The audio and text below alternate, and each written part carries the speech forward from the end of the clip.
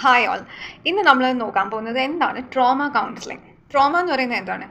നമുക്ക് നമ്മുടെ ലൈഫിൽ ഉണ്ടായിട്ടുള്ള വളരെ സ്ട്രെസ്ഫുൾ ആയിട്ടുള്ള സിറ്റുവേഷൻസ്, ഒരു ആക്സിഡൻ്റ് ആകാം, അല്ലെങ്കിൽ ഒരു abuse, verbal abuse, sexual abuse, rape incidence, അതേപോലെ ഡിസാസ്റ്റേഴ്സ്, ഇതേപോലെ നാച്ചുറൽ ഡിസാസ്റ്റേഴ്സ്, ഭൂകമ്പം, അല്ലാതെ ഫ്ലഡ്.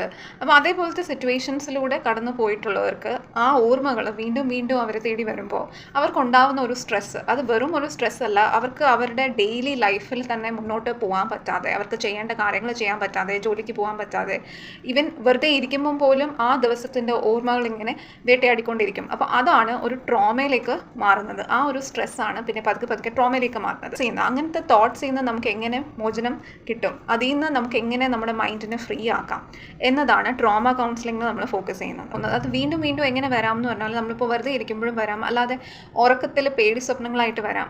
അന്ന് സംഭവിച്ച കാര്യങ്ങൾ വീണ്ടും വീണ്ടും അതിൻ്റെ ബിറ്റ്സ് ആൻഡ് പീസസ്, കുറച്ച് കുറച്ച് ഭാഗങ്ങളായിട്ടോ, അല്ലെങ്കിൽ നമ്മൾ അത് വീണ്ടും അതേപോലെ അനുഭവിക്കുന്നതായിട്ടൊക്കെ നമുക്ക് പേടി സ്വപ്നമായിട്ട് പെട്ടെന്ന് ഉറങ്ങുമ്പോൾ വരാം, ഞെട്ടി എണീക്കാം.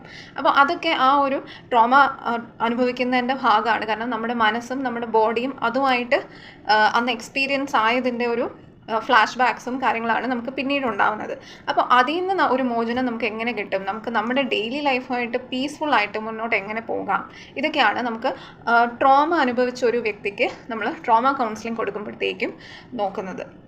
അവരുടെ പേടി സ്വപ്നങ്ങൾ, അവരുടെ ഇതേ പറഞ്ഞ പോലെ ഫ്ലാഷ് ബാക്സ്, അവർക്ക് എന്തെങ്കിലും ശാരീരികമായിട്ട് അവർക്കുണ്ടാവുന്ന പ്രോബ്ലംസ്, മാനസികമായിട്ടുണ്ടാകുന്ന പ്രോബ്ലംസ്, അത് ആ ഇവൻറ്റിന് ശേഷം ഉണ്ടായിട്ടുള്ള ലൈഫിൽ നെഗറ്റീവായിട്ടുണ്ടായിട്ടുള്ള മാറ്റങ്ങൾ, അതൊക്കെ നമുക്ക് എങ്ങനെ മാനേജ് ചെയ്ത് കൊണ്ടുപോകാം എന്നുള്ള കൗൺസിലിംഗ് അവർക്ക് കൊടുക്കുന്നതാണ് ട്രോമ കൗൺസിലിംഗ്. ഇങ്ങനത്തെ ആൾക്കാർക്ക് പൊതുവേ ആ ഒരു ഇവൻറ്റിന് ശേഷം ജീവിതത്തിൽ മുന്നോട്ട് പോകാൻ തന്നെ ബുദ്ധിമുട്ടായിരിക്കും. അവർക്ക് മറ്റാൾക്കാരുമായിട്ട് ബന്ധം ഫോം ചെയ്യാനും റിലേഷൻഷിപ്സ് ഫോം ചെയ്യാനൊക്കെ ബുദ്ധിമുട്ടായിരിക്കും.